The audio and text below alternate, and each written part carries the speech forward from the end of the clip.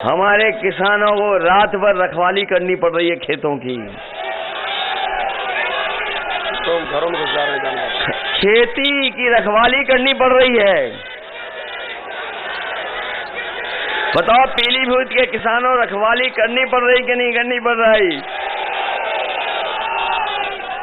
अरे गौशाला जो बनाई थी उसका पूरा पैसा खा गए भारतीय जनता पार्टी के लोग।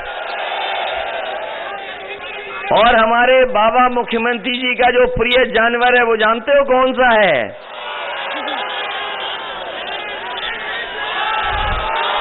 बताओ, हमारे बाबा मुख्यमंत्री अपना प्रिय जानवर तक नहीं पकड़ पा रहे, वो मार मार टक्कर लोगों की जान ले रहा है। इसलिए समाजवादी पार्टी ने तय किया है कि अगर सांड के सींग से मरने से किसी की जान जाएगी या जानवर के टकराने से किसी की जान जाएगी तो समाजवादी सरकार बनने पर 5 लाख उस परिवार की मदद करने का काम करेंगे। हमारे बाबा मुख्यमंत्री लखनऊ में बहुत सारे उन्होंने लैपटॉप, टैबलेट और स्मार्टफोन बांटे हैं। बताओ, आप में से किसी को मिला हो तो बता दो। किसी को नहीं मिला। और अभी तक तो हम ये जानते थे कि हमारे बाबा मुख्यमंत्री कंप्यूटर नहीं चला पाते हैं, लेकिन अभी एक उन्होंने तस्वीर लगाई थी स्मार्टफोन से। ये खुद पूरब देख रहे हैं और जनता पश्चिम देख रही है। उस दिन पता लगा कि इन्हें स्मार्टफोन भी चलाना नहीं आता है। और ये जो गर्मी निकालने की बात कर रहे हैं, ये जगह जगह कह रहे हैं कि गर्मी निकाल देंगे, लेकिन वो जानते नहीं है कि इस बार किसान और नौजवान इनकी भाप निकाल देगा। और रही बची भाप, ये हमारे बीएड टेट वाले लोग, 69,000 वाले, शिक्षा मित्र वाले, ये बीएड से लेकर के इन्हें कितना लड़ना पड़ा है। बताओ, आप लोग भाप निकालोगे कि नहीं निकालोगे? और मुझे सुनने में आया था कि शिक्षा मित्र वालों की ड्यूटी नहीं लगा रहे हैं। बीए टेट वालों की भी समस्या का समाधान अगर कोई करेगा तो हमने अपने मैनिफेस्टो में लिख दिया है कि आपको नौकरी देने का काम भी समाजवादी सरकार में होगा। और इसीलिए आप आभार का भी तख्ती लेकर के आए हैं। इसलिए समाजवादियों को मत भूलना। ये 69,000 वाले आरक्षण घोटाले वाले जानते हैं कि इनके साथ अन्याय हुआ है। ये लखनऊ जब जब गए हैं तो इनको अपमानित होना पड़ा है, इन्हें लाठी खानी पड़ी, इन्हें जेल जाना पड़ा, लेकिन ये लड़ते रहे। हम इनको 69,000 वाले लोगों को बता करके जा रहे हैं कि जो आरक्षण में इन्होंने धोखा दिया है, समाजवादी सरकार बनेगी तो इनकी भी समस्या का समाधान करने का काम समाजवादी लोग करेंगे। इसलिए हम आपसे विशेष निवेदन करने आए, अपील करने आए हैं।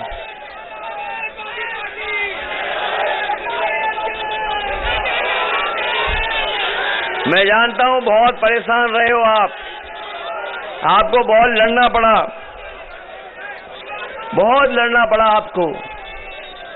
इसलिए हम आपसे निवेदन करना चाहते हैं कि ये चुनाव कोई छोटा मोटा चुनाव नहीं है। जो कुछ भी है, बीजेपी के सब नेता उत्तर प्रदेश में आ गए हैं। कहीं से भी, जहां भी खाली है इनके नेता, उत्तराखंड खाली हो गए, वो सब आ गए। आपके हरियाणा वाले खाली हैं, वो सब आ गए। यूपी, मध्य प्रदेश वाले आ गए, और गुजरात वाले भेष बदल के घूम रहे हैं, बहुत सावधान रहना, वो भी आ गए हैं। लेकिन कुछ लोग तो हवा देखी उन्होंने, यहां उत्तर प्रदेश में हवा किसकी चल रही है, वो अपने कपड़ों का रंग बदल करके चुपचाप भाग गए यहां से।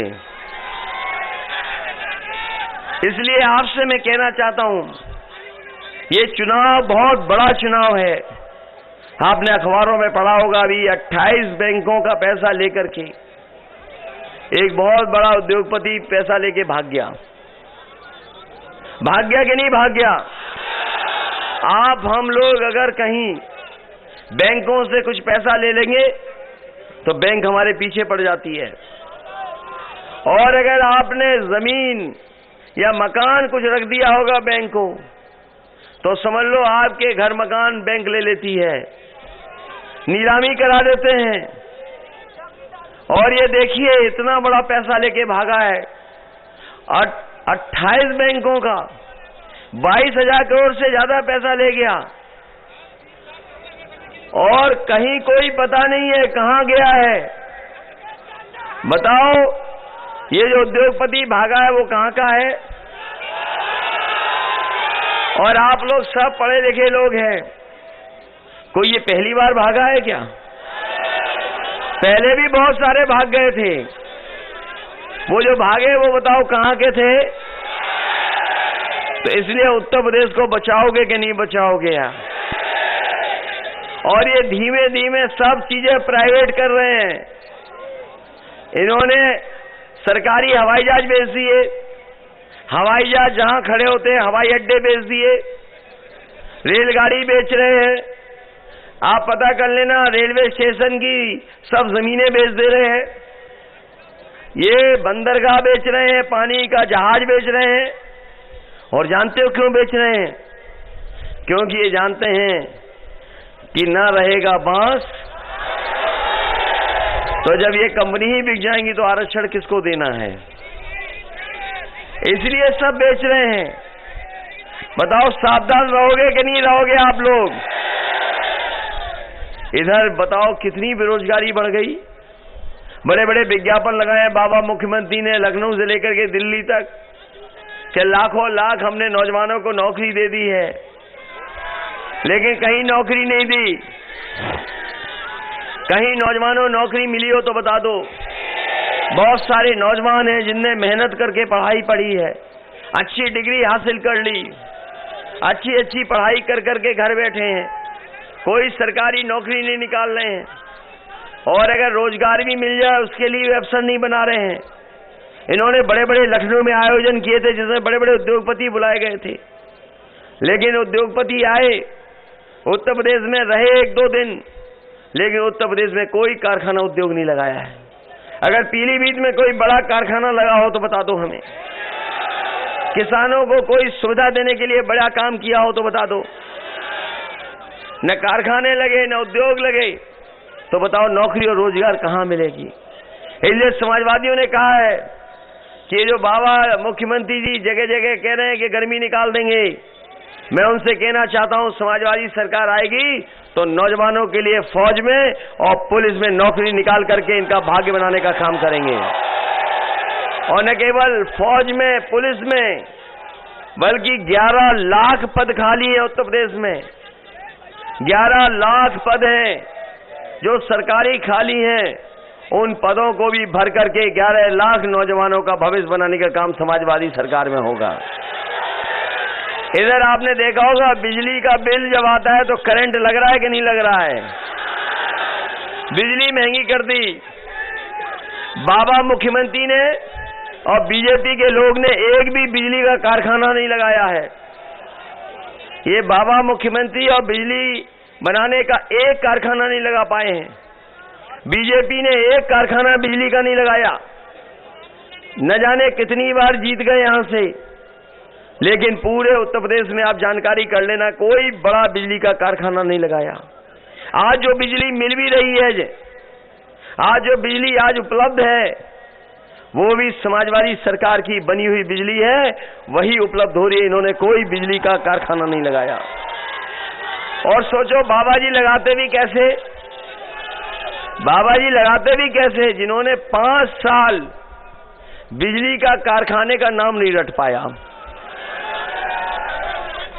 इधर जब से हमने उनसे कहा कि बताओ बिजली के कारखाने का नाम ही बता दो कम से कम, कई महीने रटने के बाद भी वो नाम नहीं बता पा रहे हैं। समाजवादियों ने जो कारखाने लगाए, आपको हम बता दें पत्रकार साथियों, आप भी पूछ लेना, अगर आज आए हो आपके जिले में तो कहना कि कम से कम बिजली के कारखाने का नाम बता के चले जाओ, और कहां लगाया ये भी बता दो आप। समाजवादियों ने लगाए थे बिजली के कारखाने। जिन कारखानों को लगाया वो बड़े बड़े कारखाने थे, उनको उनके नाम है 3x660 super critical thermal plant. बताओ बाबा जी कह सकते हैं कि 3x660 super critical thermal plant? इसीलिए बिजली नहीं बनाई, केवल बिजली के बिल भेज रहे हैं। समाजवादियों ने तय किया है कि घरेलू बिजली के लिए 300 यूनिट माफ होगी, कोई बिजली का बिल 300 यूनिट के लिए नहीं देना पड़ेगा। और अपने किसानों को सिंचाई के लिए बिजली फ्री, कोई पैसा किसानों को नहीं देना पड़ेगा। जब से समाजवादियों ने 300 यूनिट फ्री कहा है, भारतीय जनता पार्टी की बिजली गुल हो गई है और ट्रांसफार्मर फूक गया है।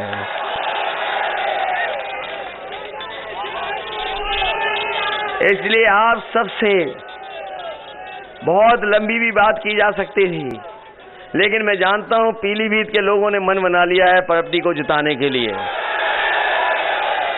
बताओ चारों जिताओगे कि नहीं जिताओगे? बरेली वाले जानते हैं कि कितनी सीटें जीत के आ रहे हो? बताओ पहली बार ऐसा चमत्कार हो रहा है, बरेली सब सीटें जीत रहे हो आप, रामपुर सब सीटें जीत रहे हो आप, और ये तीसरे चरण में वोट पड़ने जा रहा है, वो हमारा भी वोट पड़ेगा। हम भी चुनाव लड़ रहे हैं तीसरे चरण में, तो तीसरे चरण में तो हो गई सफाया इनका, चौथे में आप लोग कर दोगे। बताओ करोगे सफाया क्या नहीं करोगे? और बीजेपी के लोग भी नहीं चाहते बीजेपी जीते, बताओ आप। कम से कम जो सच के साथ खड़े हैं वो समाजवादियों की मदद कर रहे हैं। बताओ मदद है कि नहीं है? इस बार जिताइए, और आरएलडी भी साथ है अब तो। इसलिए हम आपसे निवेदन करके जा रहे हैं कि यहाँ के किसान और सिख भाइयों ने बहुत मुकाबला किया बीजेपी का, बहुत मुकाबला किया। इतना मुकाबला कोई कर नहीं सकता था, इतना मुकाबला कोई नहीं कर सकता था। यहाँ के लोगों ने मुकाबला किया। इसलिए हम कहना चाहते हैं आपसे, ये लोग जो सत्ता में बैठे लोग हैं, इन्हें किसान का दुख नहीं समझ में आ रहा है। नौजवानों के सामने जो रोजगार और नौकरी का संकट है वो समझ में नहीं आ रहा है। जो महंगाई बढ़ रही है वो दिखाई नहीं दे रही है, और जो गरीबों को हमारा इलाज और पढ़ाई नहीं मिल पा रही। और कोरोना के समय पर सब बर्बाद हो गई, पढ़ाई के नहीं बर्बाद हो गई, बच्चों की सब पढ़ाई बर्बाद कर दी, और इलाज भी हमारे लोग सरकारी नहीं करा पाए। ये जो एम्बुलेंस चलती थी, अभी याद दिला देना, जिस विधानसभा के मुझे याद दिला देना। आप बताइए, एम्बुलेंस जो समाजवादियों ने चलाई थी वो भी हमारे बाबा मुख्यमंत्री ने खराब कर दी। चल नहीं पा रही, गरीबों के इलाज के लिए गांव पहुंच जाती। हमने फैसला लिया है जहां हमारे गरीबों का यहीं इलाज हो जाए, अस्पताल के लिए पैसा और अच्छा बनाने का काम, और साथ ही साथ अगर एम्बुलेंस बढ़ानी पड़ेगी तो एम्बुलेंस बढ़ा करके हम गरीबों की और गांव में रहने वालों की मदद करने का काम करेंगे। ये 100 नंबर जो थी पुलिस को व्यवस्था, यहां तो हमारे बहुत सारे साथी होंगे, जानते होंगे ये दुनिया में जिस तरीके से पुलिस चलती है, अमेरिका में न्यूयॉर्क में जो पुलिस का काम होता था उस तरीके से मैंने बनाने का काम किया था। वहां हमने यहाँ के अधिकारी भेजे, सीख करके आए, और एक प्रोफेसर वेंकट को मैंने सरकार के साथ रखा, जिससे कि कम से कम पुलिस को अच्छे काम करने के लिए 100 नंबर गाड़ी की व्यवस्था हो जाए। 100 नंबर की गाड़ी की व्यवस्था की। लेकिन जब से हमारे बाबा मुख्यमंत्री ने 100 से 112 किया है, हमारी पुलिस का कबाड़ा कर दिया। और इस डबल इंजन की सरकार में कोई चीज डबल हुई है तो वो भ्रष्टाचार और महंगाई।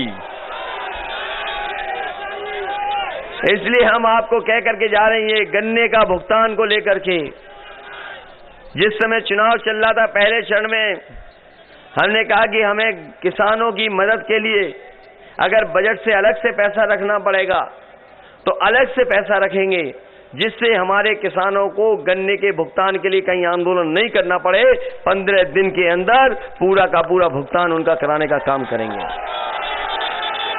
हमारे किसानों को उनकी फसल का MSP मिल जाए, उसके लिए सरकार चाहे हमें केंद्र बनाने पड़े खरीद के, चाहे व्यवस्था में बदलाव लाना पड़े, समाजवादी लोग बदलाव ला करके हम अपने किसानों को हर फसल की MSP दिलाने का काम समाजवादी सरकार में करेंगे।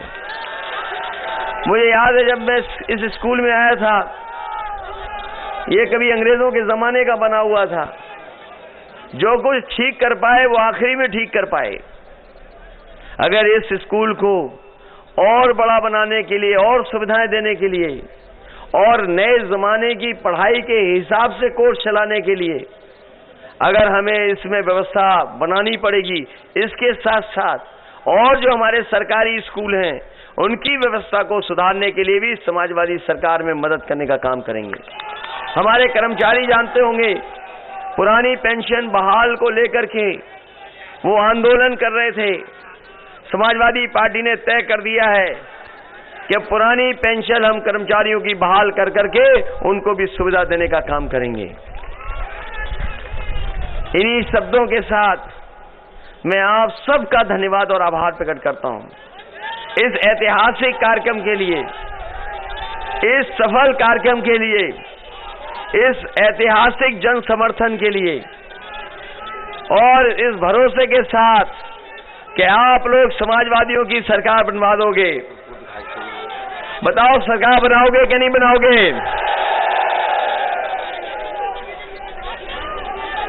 बताइए, सरकार बनेगी कि नहीं बनेगी? बीजेपी के धोखे में तो नहीं आ जाएगा कोई? बीजेपी साजिश भी कर सकती है, षड्यंत्र भी कर सकती है। सावधान रहोगे कि नहीं रहोगे? महंगाई के खिलाफ वोट डालोगे कि नहीं डालोगे? ये जो झगड़ा लगाते हैं इसके खिलाफ मतदान करोगे कि नहीं करोगे? और मतदान कर देना, गंगा जमुनी तहजीब और जो हमारी मिली जुली संस्कृति है उसको बचाने के लिए भी एक एक वोट साइकिल के चुनाव पर डाल कर देना आप। इसलिए मैं कहना चाहता हूं कि जो हमारा साथी पुल का कह रहा था, तो हमारे जो साथी कह रहे हैं और इन्हें जिताइए, ये लोग समय समय पर हमें बताते रहेंगे, चाहे सड़क हो, पुल हो, बिजली हो, स्वास्थ्य हो, शिक्षा के क्षेत्र में अगर हमें बड़ा काम करना पड़ेगा तो करेंगे। इसके साथ साथ अपने BEd टेट वाले लोग हैं, तुम्हारी मदद होगी, 69,000 मदद होगी, शिक्षा मित्रों की मदद होगी। और वहीं अगर हमें रोजगार की संभावनाओं को ढूंढते हुए कहीं भी किसी तरह का अगर हमें मदद करनी पड़ेगी, टूरिज्म के क्षेत्र में भी कुछ बढ़ावा देना पड़ेगा तो बढ़ावा देंगे। और किसानों की सुविधाओं को लेकर के अगर हमें मंडी का सब कुछ ठीक करना पड़ेगा जिससे कि हमारे किसानों को MSP मिल जाए, वो भी इंतजाम करेंगे। वहीं हमारे बंगाली समाज के बहुत बड़ी संख्या में लोग रहते हैं। कई सरकारें आई चली गई, उनकी समस्याओं का समाधान नहीं हुआ है। इस बार सरकार बनेगी तो बंगाली समाज के लोगों की हम पूरी ईमानदारी से मदद कर करके उन्हीं सब समस्याओं का समाधान करेंगे।